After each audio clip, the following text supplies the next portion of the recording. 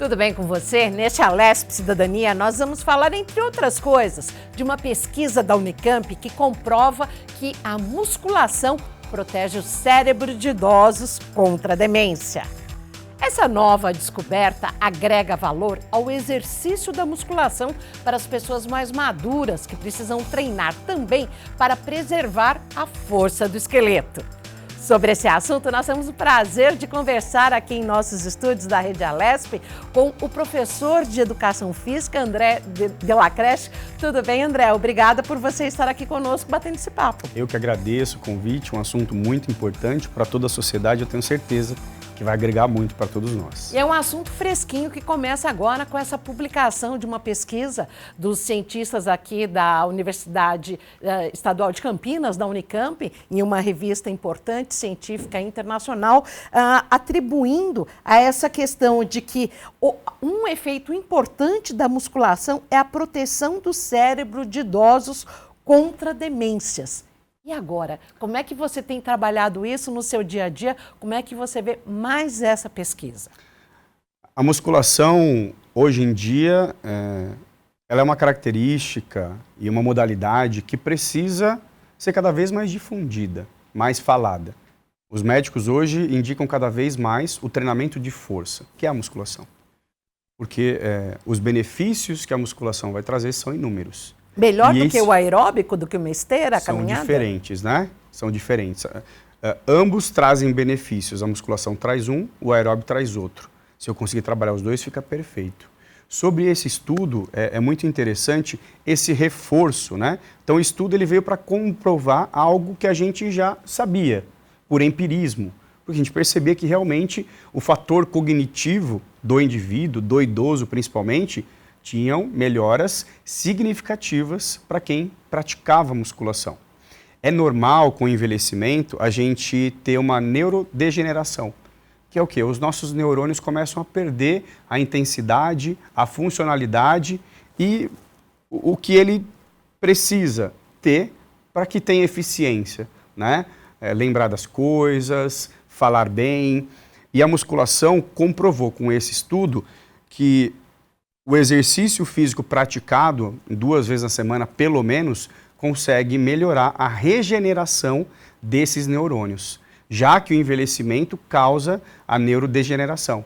Automaticamente, é natural que isso aconteça com o envelhecimento. Então, a gente traz um alerta aí para toda a sociedade a necessidade de incluir isso na rotina dos idosos, para que eles tenham um acesso mais eficiente à saúde neurológica, cognitiva e diminua o risco de demência, Alzheimer e outras doenças emocionais e neurológicas que podem acontecer naturalmente com a idade. E até mesmo o idoso que já passa por um processo de demência, se pratica musculação, isso retarda o avanço da doença? Retarda, porque a musculação ela é um tratamento coadjuvante. Então, o idoso ele já faz um tratamento com o médico e o médico indica que ele pratique a musculação, ainda mais agora com esse reforço, para que o tratamento tenha mais eficiência. Por quê? A gente pensa na musculação e existe uma visão, talvez ainda engessada, que a musculação é só para ficar musculoso, é só para ganhar massa muscular, é o antigo halterofilismo. Para garotão. Isso, né? Mas não é.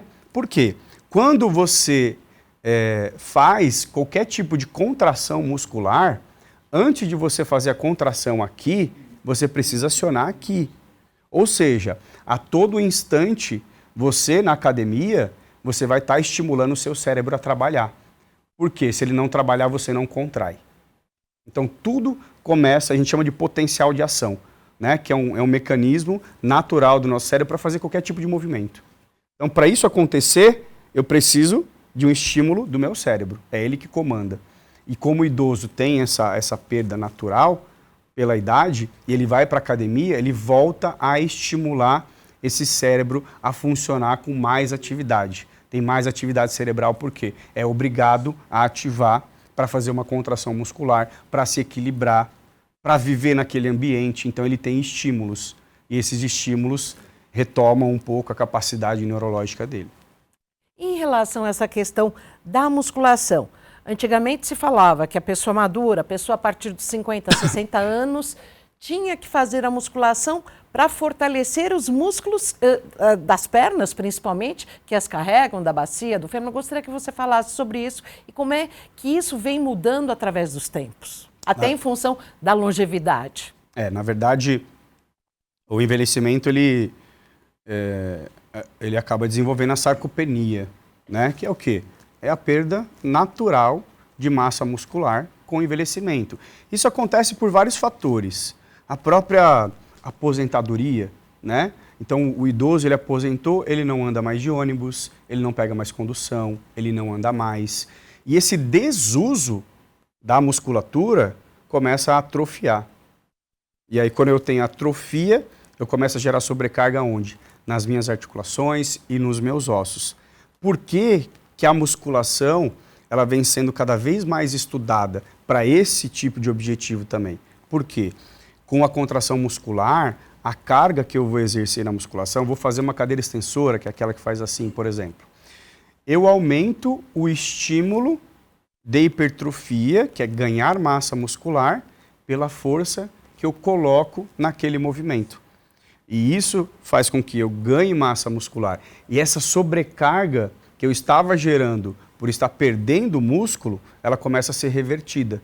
Por quê? Eu estou retomando a minha condição muscular pelo estímulo de força que eu gerei dentro da musculação. Com que idade começa a sarcopenia? A partir dos 30 anos. 30 anos de idade, você já começa a ter uma perda natural, né, da massa muscular. E só que após os 60 anos, os estudos mostram que isso é mais agressivo, pelo motivo que eu falei. Normalmente, o idoso, quando ele está entrando nessa idade, ele está aposentado. E aí ele para de fazer as coisas. As atividades diárias dele, ele não tem mais. E por mais que isso não seja um estímulo de força, tem movimento, tem mecânica. E aí eu consigo pelo menos preservar minha massa muscular. E aí ele vai e fica em casa. E se você fica em casa, você se torna um sedentário, começa a perder massa muscular, por quê? Não tem estímulo. O nosso corpo, ele só responde através de estímulo. Eu não vou ganhar massa muscular sentado aqui na cadeira. Eu preciso estimular esse ganho de massa muscular na academia, ou mesmo em casa, com elástico, fazendo qualquer tipo de estímulo que gere força. Eu preciso fazer força. O ser humano que perde força, ele morre. Porque sem força eu não consigo nem sentar no vaso sanitário. Então eu tenho sim que manter o estímulo de força para sobreviver, para viver com qualidade. Uma coisa é você viver até 80 anos, outra coisa é você viver com qualidade até 80 anos, aproveitando a vida. A questão da pessoa, e que a gente vê às vezes muito idoso na rua, até mesmo aqui no Parque Ibirapuera, andando todo curvado. É comum ficar curvado na terceira idade? É um fator comum, pelo mesmo motivo que a gente tratou, a sarcopenia. O que acontece? Todo o nosso corpo, ele depende da musculatura para dar sustentação para ele. Um indivíduo que não tem músculo nas pernas, por exemplo, para ele ter algum tipo de queda e fratura, é muito mais fácil, porque ele não consegue se equilibrar, porque não tem massa muscular. A postura, por que acontece? Porque eu também começo a perder massa muscular nas costas, no trapézio, na dorsal. Começa a envergar, como se fala. Isso. E não é porque a pessoa está diminuindo, não é isso. É porque ela está perdendo músculo. Se eu não tenho a musculatura para me dar sustentação postural, eu não consigo segurar. E aí, quando isso se desenvolve, aí começa a ter hérnia, começa a desenvolver abalamento discal, que são outros tipos de problema que podem acontecer com a falta de... O que é a hérnia?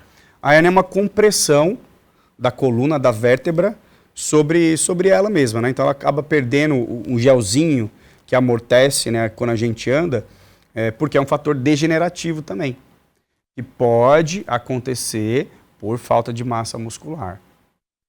Tem fatores genéticos envolvidos, mas a falta do estímulo de força e de massa muscular também pode influenciar ao desenvolvimento de hérnias. E no caso, aí você fala da hérnia de você perder o gelzinho entre eles e ter a hérnia. Aí eu penso no alongamento, no Pilates. O Pilates não é também um bom exercício? Excelente, excelente. Mas ele substitui a musculação ou são peças distintas? Eles se complementam, né? Eu vou dar um exemplo da minha casa. A minha mãe treina musculação 2 vezes na semana para realmente preservar a massa muscular. Ela tinha osteopenia, a gente está conseguindo reverter com a musculação. Como é que se detecta osteopenia? Exames específicos. Como densitometria? Isso, perfeito. Aí você vai ver qual que é a densidade, por isso que é densiometria. Densidade óssea é o quanto aquele osso está cheio de cálcio. Se ele estiver vazio, vai ficar parecendo um biscoito de polvilho, né? Todo cheio de buraquinho. O osso cheio, ele acontece também com a contração muscular, tá? Por quê? Quando eu faço contração muscular, tem um fenômeno que acontece na nossa fisiologia, que é a captação de cálcio a gente chama de secção transversa. É onde o músculo se conecta com o osso. E aí, por eu ter esse estímulo, o cálcio começa a penetrar novamente no osso e a densidade melhora, tá? Voltando ao Pilates. Por que é tão importante? E também é uma modalidade que vem crescendo cada vez mais. Para a parte postural, para a parte de consciência corporal, fortalecimento de core, um abdômen fraco, você cai. Né? Então é outro tipo de modalidade que vai gerar outro tipo de estímulo e benefício. Se conseguir fazer os dois, é perfeito. Coloca ali musculação 2 vezes na semana, Pilates 1, 2 vezes na semana. Porque aí você consegue, inclusive, melhorar a flexibilidade dele com o Pilates, que é outro tipo de estímulo. É toda uma agenda que a gente precisa aprender, né? E eu digo que isso é o egoísmo positivo, é o amor próprio. Né? A gente passa parte da nossa vida só pensando em cuidar dos outros. Mas e a gente? Quanto tempo que você está separando para se cuidar? Porque o exercício físico, ele é um investimento. Você quer viver bem? Você quer chegar nos 70 anos bem? Você tem que começar a investir agora. Porque aí você vai chegar lá, você vai estar bem, você vai ser independente, você vai no mercado sozinha, você sobe escada, você vai no banheiro. Autonomia. Perfeito, isso é liberdade. É liberdade. Né? E as pessoas... É claro que hoje isso está mudando. É muito bom, porque a gente vê essa divulgação, pressão nas redes sociais. As pessoas estão falando disso, da importância disso, de se cuidar, de praticar exercício. Então eu penso o seguinte, se você não tem 30 minutos, 1 hora por dia para cuidar de você, cadê seu amor? Pela sua saúde? Cadê o investimento no seu futuro? Porque uma coisa é certa, eu posso perder tudo na minha vida, só que se eu perder a minha saúde, o que eu vou fazer? Saúde a gente tem uma só. Então praticar exercícios é algo que a gente precisa realmente desconstruir um pouco a mentalidade da população. O exercício físico, ele deve ser encarado como algo normal, como escovar os dentes, dormir, almoçar. Isso precisa ser colocado na cabeça da sociedade. Por quê? É só assim que eu vou conseguir fazer com que o indivíduo envelheça com saúde e diminua gastos com remédio e por aí vai, investindo no treinamento. E aí é óbvio que a gente está falando aqui de algo que não é novo, mas está sendo revolucionário, que é a musculação. Tem que inserir o idoso, a pessoa que tem a mãe, tem o pai que é idoso e ainda não apresentou a musculação, vai levar na musculação, vai apresentar a musculação. Precisa inserir, porque eu começo a tirar inúmeras possibilidades de doenças que podem vir com o envelhecimento.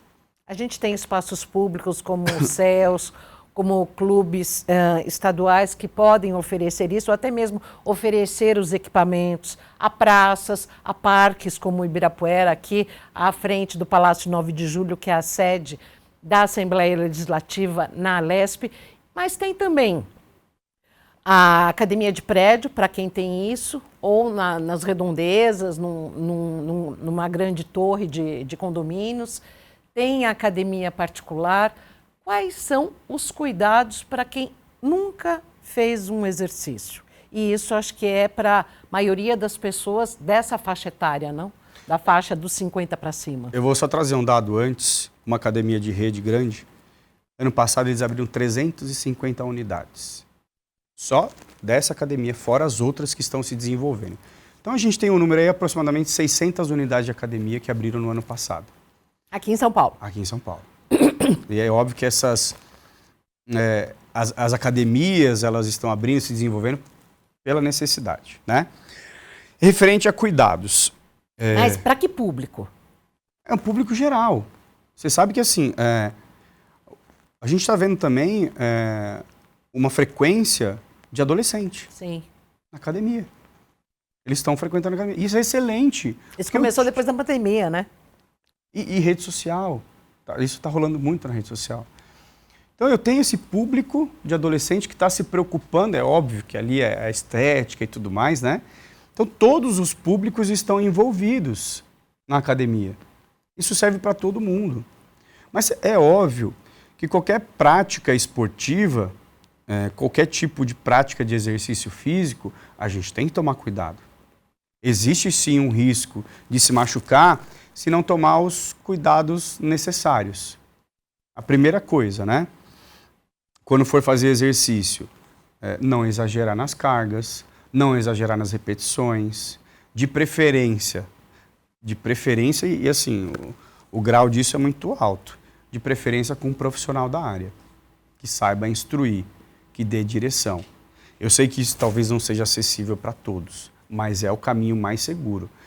Porque não tem como a gente garantir segurança, né, sem ter algum tipo de suporte. Né? O que está acontecendo hoje no meio do treinamento, por exemplo? Aplicativos de treino que mostram como que você tem que fazer o exercício. Você coloca lá, agachamento. Aí tem uma pessoa que ensina você fazer o movimento. É uma saída que tem um custo menor.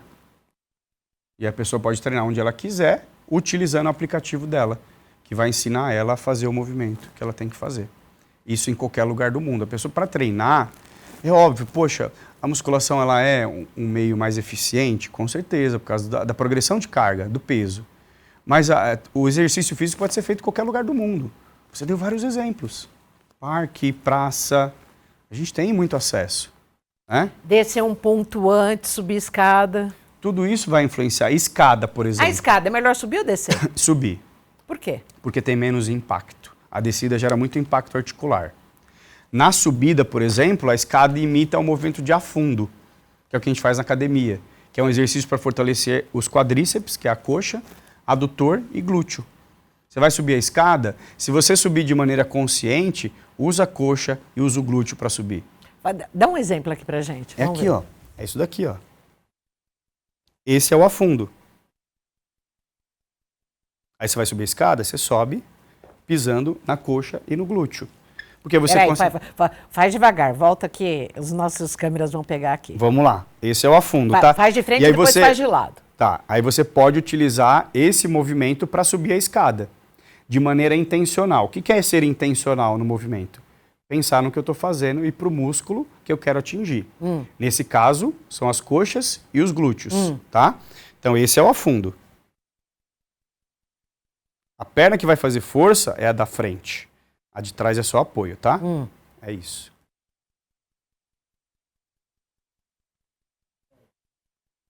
E aqui, de lado. Abdômen travado. Isso aqui você pode fazer em casa. É chatinho de fazer, mas vale muito a pena. E se você utilizar... Você tem que pisar, ou pôr o pé inteiro no degrau? Pé inteiro no degrau. E aí porque você tem que dar sustentação para empurrar. Você vai empurrar. Pisou no degrau, empurra com o glúteo e com a coxa para você subir as escadas. Então, foi a perna esquerda, vai a perna direita. Foi a perna esquerda, vai a perna direita. E o pé inteiro no chão? Pé inteiro no chão para te dar estabilidade. Tá? Isso aí você pode fazer. Qualquer escada. Você pode fazer isso em casa. É um exercício, é um exercício que tem sim uma demanda de consciência corporal um pouco maior, mas pode ser feito. E o caminhar? Seja o caminhar no parque ou caminhar na esteira, como que deve ser a planta do pé, o pé no chão, no piso? A caminhada ela não tem muito segredo, tá? É o jeito que você caminha normalmente. Não tem, você precisa Primeiro pisar... a ponta ou o calcanhar? É o jeito que você anda. A gente anda aqui, ó. Tá? É aqui. Para caminhada e corrida amadora. É óbvio que o maratonista ele utiliza técnicas para impulsionar e melhorar a performance dele. A gente não. Correr ou caminhar é aqui, ó. Calcanhar e pé. Calcanhar e pé. Então começa pelo calcanhar. Começa pelo calcanhar. O impulso é pelo calcanhar. Sim. Tá? Faz na lateral também, por lateral, favor. aqui, ó. Então a caminhada ou a corrida, quem vai dar um trote, é aqui, ó. Entendi. Tá? E que é o jeito mais seguro de se fazer, é você utilizar o seu corpo da maneira correta. É onde você vai conseguir acionar os grupos musculares que você quer, que é onde você vai conseguir fazer o exercício, o movimento que a gente fez aqui com mais segurança. É um belo aprendizado, né? É. O nosso corpo, ele foi feito para se movimentar. É por isso que nós temos articulações. Né? E existe o néctar do treinamento e do movimento. Que aí a gente conecta com o que a gente falou. Eu tenho que pensar no músculo que eu quero trabalhar. Eu tenho que pensar naquilo que eu vou fazer. Existem dois tipos de pessoa que treina, na academia ou em qualquer lugar. Aquela que está fazendo exercício e pensando nos boletos, aquela que vai treinar e entende que aquele é o momento dela. Eu estou treinando, isso aqui é para peitoral. Está passando todo mundo aqui, mas eu imergi naquilo. E aí a gente consegue aproveitar o máximo que aquele movimento pode oferecer. Então a musculação, ela também é um exercício de concentração, de autoconhecimento. Por que a gente se embanana tanto com a respiração? A respiração não tem segredo na musculação. Quando vai ver, você está fazendo uma apneia, você não está respirando certo. Empurrei, puxei, voltei, fiz força, segurei. E se respirar errado, o que acontece? Na verdade não vai acontecer nada, só que você vai ter queda de performance. Porque a oxigenação do nosso corpo, ela precisa ser respeitada para que você forneça esse oxigênio para o seu músculo na hora que ele precisa fazer força. Se eu fizer o contrário, eu não vou conseguir oferecer a quantidade de oxigênio que ele precisa para realizar aquele movimento. E ele não vai ter a força ou a resistência. Exatamente. E aí você vai ter queda de performance. Aí não tem, então tem sim técnica de respiração. Você tem que respirar direito para você conseguir aproveitar mais do movimento. E é por isso que eu falo, quem vai praticar exercício tem que prestar atenção no que está acontecendo. Tem que prestar atenção no que está fazendo. O exercício é seu momento e você precisa se concentrar nele. Aquele é o seu momento. Eu vou fazer a minha natação, vou fazer meu pilates, eu vou fazer minha caminhada no parque, independente do que seja. Subir a escada. Subir a escada, né? Você falou, poxa, melhor subir ou melhor descer? É importante falar sobre isso. Porque se eu pego um idoso, por exemplo, ele fica descendo vários lances de escada, eu gero sobrecarga articular. Não é interessante. Agora, se eu ensino ele a subir uma escada usando os músculos que ele tem que utilizar, aí é interessante. E um tênis adequado? Vamos lá. Um calçado adequado? Existem dois tipos de calçado. O calçado que tem o amortecimento. Que é o seu que não tem, por exemplo, é um comum. Esse calçado aqui ele é melhor para musculação. Tá? Eu vou dar o exemplo. Por que esse calçado com base reta é melhor? Porque para fazer força, eu não preciso da instabilidade. Os tênis com amortecimento, eles aumentam a instabilidade, porque fica me jogando para fora. Então, eu vejo muita gente fazendo agachamento, por exemplo, com tênis de corrida. Aqueles com amortecedor desse tamanho. Aí vai agachar e o tornozelo vai ficar indo para o lado. Por quê? Pressão de força sobre instabilidade. Não tem por que eu fazer gerar instabilidade se eu quero gerar força no movimento. Tênis de base reta para fazer força. Tênis com amortecimento para fazer a caminhada. Para subir escada com amortecimento. Exatamente. Nesse caso, sim. Então, são acessórios importantes. É óbvio que, poxa, então quer dizer que eu tenho que ter os 2 tênis? Não. Compra o meio termo. Não compra aquele grandão com amortecimento gigante e nem esse. Compra um confortável com uma base mais reta e pode usar ele, não tem problema. Só que a gente tem que tomar atenção durante o movimento para não ficar gerando instabilidade. Porque a instabilidade com força aumenta a pressão articular também.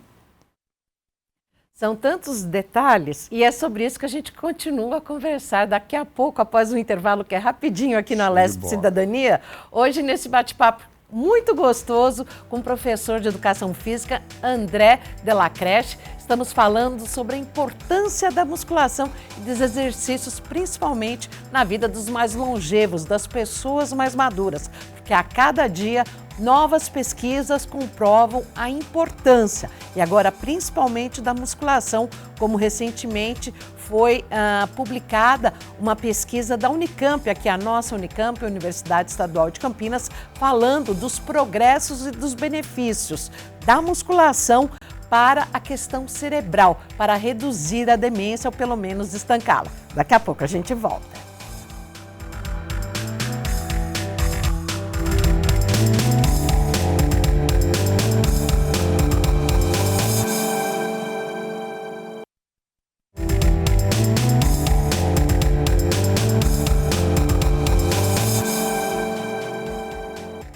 Voltamos aqui no Alesp Cidadania hoje com o especialista, professor de Educação Física, André Delacreche. Professor André, voltando a falar sobre os benefícios da musculação para quem tem mais de 50 anos. Falávamos ainda há pouco do tênis, do calçado, né? E você informava que para quem vai fazer musculação, um calçado reto como o seu é o ideal e não aquele cheio de amortecedor.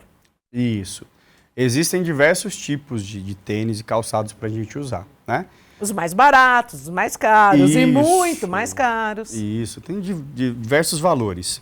Se eu, por exemplo, pego um indivíduo que ele é maratonista e ele precisa ter mais performance, reduzir o tempo dele na maratona, um tênis de amortecimento específico é muito bem-vindo.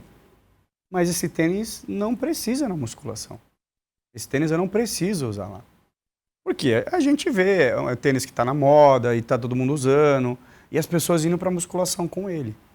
Por que que a gente tem que evitar? Aí eu falo evitar porque não existe essa não pode, é proibido. Por quê?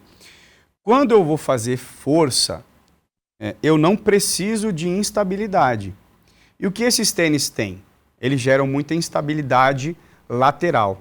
É a lateralidade do movimento. E quando eu tenho instabilidade lateral, se eu for fazer um agachamento, por exemplo, e esse tênis com muito amortecimento, eu estiver utilizando esse tênis com muito amortecimento, a hora que eu agachar, ele vai jogar meu tornozelo para o lado, vai jogar meu joelho para dentro. Por quê? Eu estou gerando instabilidade na minha base, que é o meu pé. Quando eu tenho um tênis com a base mais reta, que é um exemplo, esse aqui é um sapatênis, eu poderia muito bem utilizar ele para treinar. Por que que eu posso utilizar ele e é mais indicado? Porque ele não tem instabilidade, então eu vou promover força sem ter a instabilidade no meio do meu movimento, que vai atrapalhar. Mas ele não protege o meu joelho, o que tem o amortecedor? Ele vai proteger o seu joelho na esteira, na corrida, porque ele diminui o impacto. Na musculação você não tem impacto. Você não precisa de amortecimento. Precisa de estabilidade. Isso, perfeito. Por quê? Se eu tenho mais estabilidade, inclusive, eu consigo aumentar mais a minha força. Eu consigo colocar mais carga. Porque tem uma capacidade física que não está tirando a minha energia, que é a instabilidade. Então eu só vou me preocupar em fazer força e não ser estável, criar estabilidade no movimento. Então, é escolher... É assim, poxa, existem meio termos também. Aquele tênis que não tem tanto amortecimento, né? E que tem uma base mais reta, mais baixa. Ok, esse daí serve. Serve para você fazer a musculação e fazer seu cardio depois ou no parque. Por quê? Você não vai utilizar esse tênis, por exemplo, para aumentar a sua performance. Você não quer correr uma maratona. Você quer dar uma caminhada legal no parque, caminhar na esteira, dar uma corridinha, aí não tem problema. Você pode utilizar esse tênis para as duas coisas. Entendeu? Então cabe para os dois ambientes. O mercado como um todo ainda é muito incipiente no que diz respeito a conhecimento, a profissionalismo, desde o vendedor do tênis a um professor numa academia, um personal trainer muito jovem, para esse público que a gente está trabalhando, que são as pessoas com 50, 60, 70 a mais e que necessitam, e hoje em dia as pesquisas comprovam que a musculação é necessária e vital para uma longevidade saudável com independência e autonomia? Sim, o vendedor de tênis, por exemplo, ele não tem a obrigação, mas seria interessante se ele soubesse, explicasse qual o melhor tênis, né? Talvez se você for comprar com um vendedor que treina, ele vai falar, não, esse aqui não, compra esse aqui que é melhor para você fazer musculação. Mas o que não treina, ele não vai entender o porquê. Ele sabe que aquele ali é para corrida, é confortável, vai nesse aqui que isso é confortável. Mas eu não preciso desse conforto para fazer musculação, não quero ele. Eu quero aquele que tem menos instabilidade. Né? E a gente está vivendo um momento de grande crescimento dos idosos na academia. Existe um estudo que indica que até 2030 a gente vai ter um aumento de 700% dos idosos na academia. Em 5 anos. Exato. E o que vai acontecer? A cada 10 pessoas na academia, 4 serão idosas. E o que isso significa? Isso é uma grande oportunidade para o mercado do personal trainer. Por quê? Eles estarão lá. Eu posso falar para você, o idoso é o público mais grato pelo benefício que você dá para ele. Dele ganhar massa muscular, dele ter autonomia. Então, o que precisa ser feito? Os profissionais, as academias, as faculdades precisam começar a se preparar para esse movimento que vai acontecer, que já está acontecendo. Porque a gente, na área do treinamento, da educação física, a gente trabalha com especialidades. Então, o professor é especialista nisso, naquilo. Eu, por exemplo, sou especialista em nutrição esportiva e fisiologia do exercício. É por isso que eu consigo falar do idoso. Porque a fisiologia trata de envelhecimento.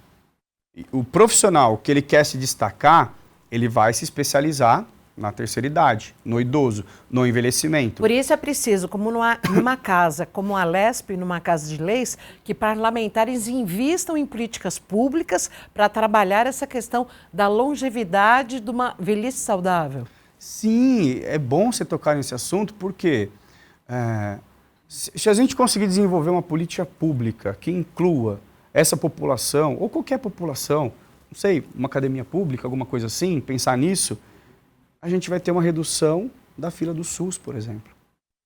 Eu vou ter menos idoso indo ao hospital, porque não está ficando doente. Com a fratura de fêmur, né? Perfeito. E a fratura de fêmur é uma das principais causas de morte dos idosos, de óbito. Porque a pessoa fica acamada e acaba sofrendo... Ela não morre da fratura, mas ela morre de todos os problemas que advêm da fratura, como, por exemplo, uma broncopneumonia e outros problemas adversos. E o custo é muito alto. O exercício, o custo é muito baixo. Para tudo isso que eu posso promover e evitar, né? A médio e longo prazo. Então, é interessante se a gente conseguir desenvolver uma política pública que pense nisso. Provavelmente já vai começar a rodar alguma coisa, porque isso está muito estancado, está muito exposto para todo mundo ver. E quando a gente traz esse idoso, é um público diferente que tem que ser tratado de maneira diferente. Por quê? Eu preciso fazer com que ele se sinta acolhido e introduzido na academia. Porque o idoso ele fala, não vou para academia, ninguém vai me dar atenção, eu não vou para academia, lá só tem os marombeiros. Começa da questão da música, né? Da música muito alta. Exato. Né? Então a gente tem que começar a pensar no idoso, nessa estrutura para receber esse indivíduo. Ser receptivo. Tem que ser muito receptivo. Eu tenho que incluir ele. É o lugar... É melhor para ele, faz mais bem para ele do que para mim. Ele vai ter mais benefício do que eu. Então ele precisa estar lá. Ali é o lugar dele. Ele precisa estar dentro de um ambiente que as pessoas abracem ele, recebam ele e ele se sinta acolhido pela comunidade, pela academia. Que é o quê? Você fazer amizades na academia, você criar um ambiente que favoreça a manutenção dele, a adesão dele. Então tudo isso tem que ser, porque a gente não pode pensar somente no treinamento, isso é muito técnico. Eu preciso pensar no lado humano. E talvez esse idoso não tem mais a companheira, não tem mais o companheiro, os filhos estão casados e ele vive sozinho. Então eu preciso pensar... Como na escola, se a criança não aparece, a diretora liga perguntando o que aconteceu. E aí no caso disso... Sim. É uma utopia isso ou não? Não é uma utopia. Ou tem escolas ou grupos menores onde isso acontece? Não, tem. Existem grupos menores. Eu vou usar a minha mãe de exemplo de novo. A minha mãe, ela faz pilates. E teve um período que a gente foi viajar, ficamos fora. O pessoal do pilates ligou para ela. Por que você não está vindo? O que está acontecendo? A gente sentiu sua falta. Nossa, aí, poxa. Então você consegue trazer para o idoso estão se preocupando comigo. Realmente eu tenho valor na sociedade. Esse acolhimento. É o valor na sociedade, você tem valor na sociedade. Você serviu muito à sociedade. Você merece ser tratado dessa maneira. Então, as academias, os profissionais, eles precisam entender isso de maneira global, geral, completa. E a gente tem profissional hoje no mercado que sabe discernir, sabe diferenciar o jovem, que é o marombeiro, que muitas vezes toma anabolizante, do pessoal médio, que é saudável, que é geração saúde, para esse idoso que nunca frequentou uma academia? Tem sim. A principal característica que esse profissional tem que ter é empatia. É empatia. É saber que é idoso, que, poxa, ele está num ambiente que ele não conhece, talvez é novo. Um lugar que é muito, e isso já não é de agora, é de muito tempo, é o SESC, né? É o SESC. O Quem SESC tem é super acesso inclusivo. a SESC, o SESC tem inúmeras aulas e tem as academias, tem os cursos livres, as aulas abertas. E aí a gente entra em outro ponto, a inclusão, a socialização, e a socialização diminui o risco de depressão. Porque eu estou me socializando, eu tenho um grupo, eu participo de uma tribo, eu estou incluído em algum lugar. Eu vou lá fazer exercício segunda e quarta, mas na sexta eu vou tomar chá com as minhas amigas. No sábado eu vou no aniversário do neto da minha amiga. Você está incluindo ele de novo na sociedade. A gente tem que desconstruir um pouco a aposentadoria. A aposentadoria remete ao fim. Me aposentei. A chuteira, né? E não. Essa é uma fase da vida que está começando. Assim como os 40 anos, assim como os 20 anos, assim como o nascimento. São fases da vida que a gente precisa respeitar. Quem chega na terceira idade está começando uma fase nova.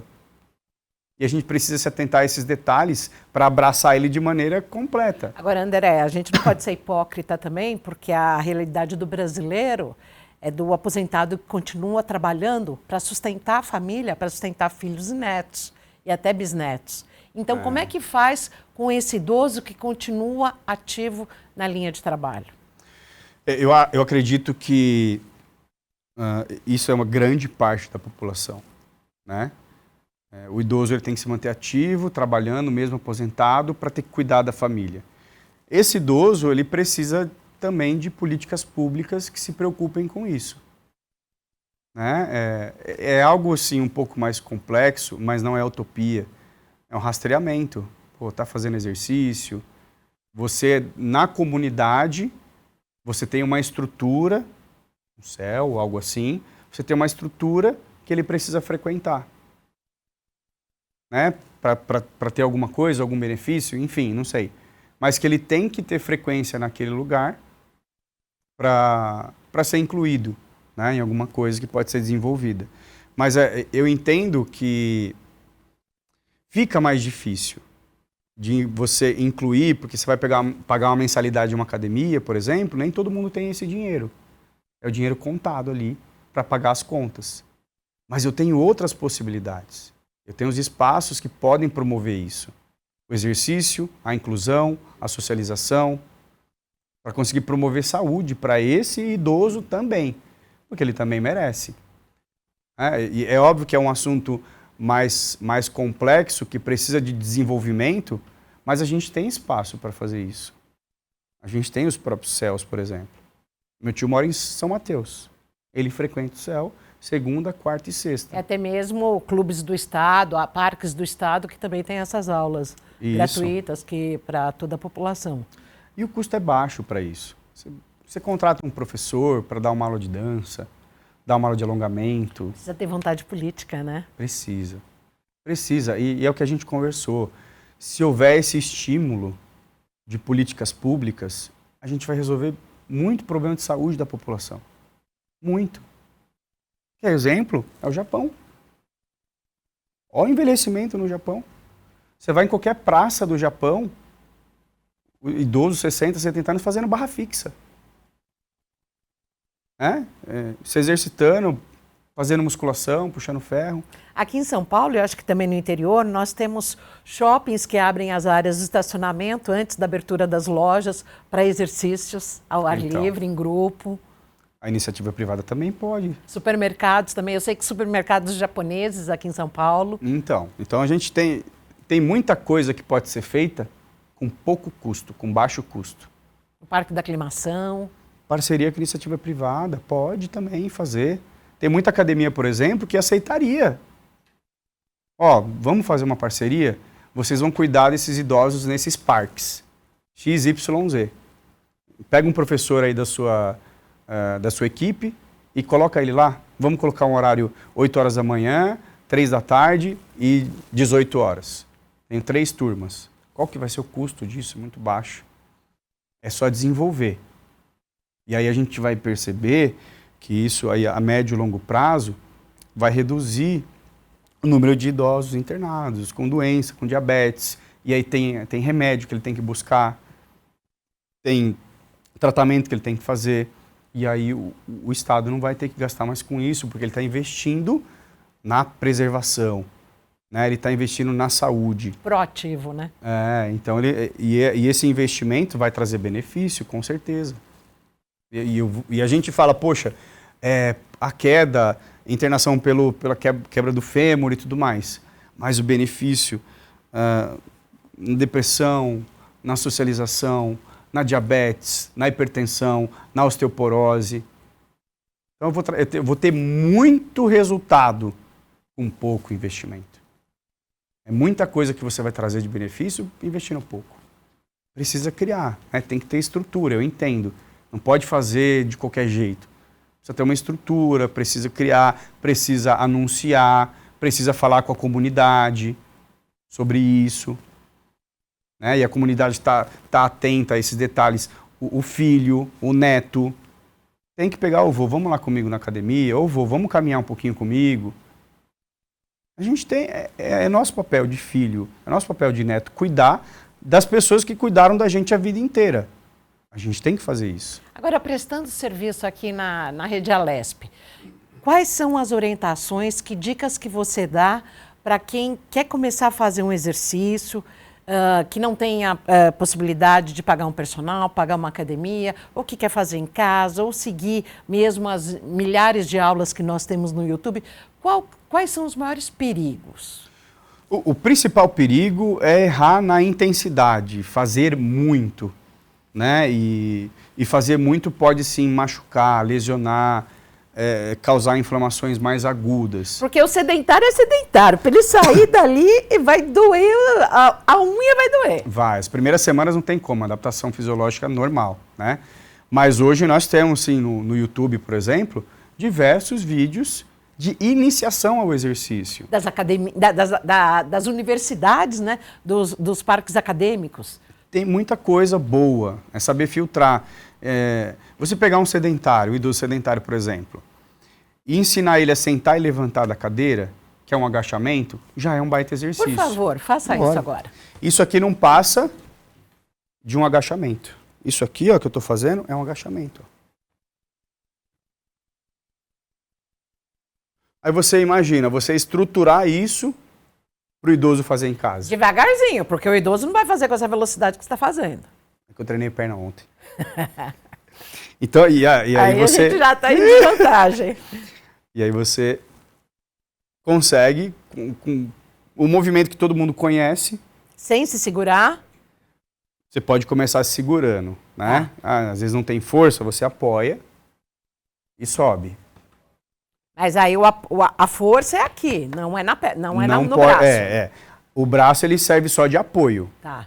A força é aquilo, você tem que se concentrar. Onde eu quero trabalhar? Quero trabalhar coxa, quero trabalhar glúteo. A gente fala de trabalhar glúteo, mas para sentar no vaso sanitário eu preciso do glúteo. E por que o idoso precisa do vaso mais alto? Por causa disso, falta de força no glúteo. Porque o glúteo ele é mais ativado quando eu passo de 90 graus. E aí o vaso ele está lá embaixo. O idoso vai sentar e não consegue levantar. Porque não tem força no glúteo para levantar. Esse exercício de sentar e levantar vai melhorar a autonomia dele para ir no banheiro. E pode ser feito em casa. E as barras? As barras no banheiro, as barras de segurança para o chuveiro, as barras nas laterais do vaso sanitário. O membro que perde mais força no idoso é membro inferior. Tá? Perde mais força, perde mais massa muscular.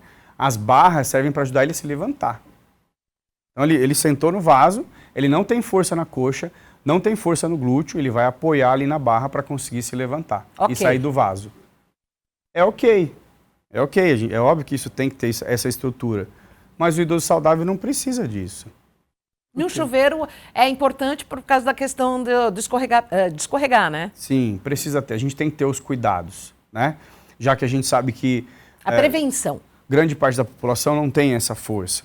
Então tem que ter o cuidado para não causar algum tipo de lesão mais séria, uma fratura óssea, por exemplo. Ou colocar essas bacias sanitárias que são um degrau, aproximadamente, acho que uns 10 centímetros, que você fixa na base normal.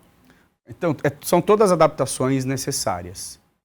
E que o idoso ele tem que ter, porque realmente a sarcopenia ela é um processo natural. Vai acontecer com todo mundo. Todo mundo, né? Então, os banheiros acessíveis e adaptados, eles precisam estar assim na rotina do idoso. Principalmente em casa. Às vezes ele mora sozinho. Não tem ninguém para cuidar. E o risco dele cair e sofrer uma queda? Então tem que ter estrutura. Isso aí a gente tem que se preocupar. Tapete, nem pensar. De jeito nenhum. Ficou pro tapete voador do Aladim. Tapete. Quando for andar na rua tem que prestar atenção nas calçadas. Porque pode se tropeçar e cair. Casa muito iluminada. Sim, evitar... A gente fala assim, evitar a escada, né? A escada ela é benéfica para quem quer se exercitar, mas evitar a escada. Mas tem quem mora em sobrado. Então, mas evitar a escada, porque o idoso ele vai ter que fazer força para subir, ele não tem força. Geralmente quem mora no sobrado aí já tem, né? Já tem. Construiu ao longo do tempo. Mas quando chega em determinado momento do envelhecimento, ele não vai mais ter também. Ele não vai conseguir mais subir escada. Se ele tem uma queda, por exemplo, ele tem algum tipo de fratura, não vai conseguir subir para o quarto dele. Vai ter que adaptar uma cama, por exemplo, ele dormir ali na sala. Né? E a gente pensando nisso, poxa, por que não, né? Levar esse idoso para ele não ter que passar por isso. Sendo que é tão simples a gente desenvolver isso. Você acha que racionalmente essa cultura está mudando entre os 50 a mais? Com certeza. Por quê? Porque a medicina de longevidade, a medicina do envelhecimento, ela despertou. Ela entendeu. Você vai sentar em qualquer consultório médico, você faz exercício? Não, você vai ter que fazer exercício. Tá aqui, ó, 2 vezes a semana você tem que fazer no mínimo. Porque a medicina já sabe que isso é importante para garantir qualidade de vida. Então, o indivíduo 50 a mais, ele já tem essa informação. Na maior parte dele já tem. Né? Ele tem ali do médico. Campanhas públicas também. Campanhas públicas, ele tem da família dele, o neto que treina, o filho que treina, ou alguém ali que treina. Isso vai ficar cada vez mais evidente, essa necessidade e essa visibilidade. Porque as pessoas estão cada vez falando mais nisso. Olha o tanto de academia que está abrindo. Tem academia em cada esquina que você vai. E isso, querendo ou não, isso vai chegar para o idoso também. E como identificar se por acaso eu tenho tenho recurso para pagar uma academia, como identificar se ela está adequada ao que eu necessito? Isso aí depende muito da visitação. Antes de fechar qualquer academia, você tem que ver a estrutura, você tem que olhar quantos professores tem em sala para te atender. O que é ideal? Você procurar uma academia que você sabe que você vai ser bem atendido antes de mais nada. Você fala, pô, academia, aparelho novo, tal, é muito legal. Mas tem academia de bairro que vai tratar você muito melhor. Tem academia de rede que também vai te tratar melhor. Então é você identificar qual academia que vai receber você melhor, que vai te dar mais atenção. Que tem o foco, né? Que tem o foco, que vai olhar para você. Que tem um programa de inclusão, né? Eu trabalhei em academia já, quando eu era estagiário, muito tempo atrás, que nós tínhamos um programa de iniciação, que chamava Starter. A pessoa chegava, idoso, qualquer pessoa. A pessoa chegava, o segundo treino dela era totalmente acompanhado por um professor da sala de musculação. Ensinava tudo e depois fiscalizava. Então, é um meio. E busque o SESC, busque centros culturais. E hoje a gente tem uma gama muito grande, até mesmo do terceiro setor voltada a isso, né? Porque o terceiro setor também despertou para isso.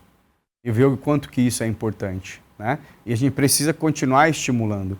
E esse acesso é mais fácil.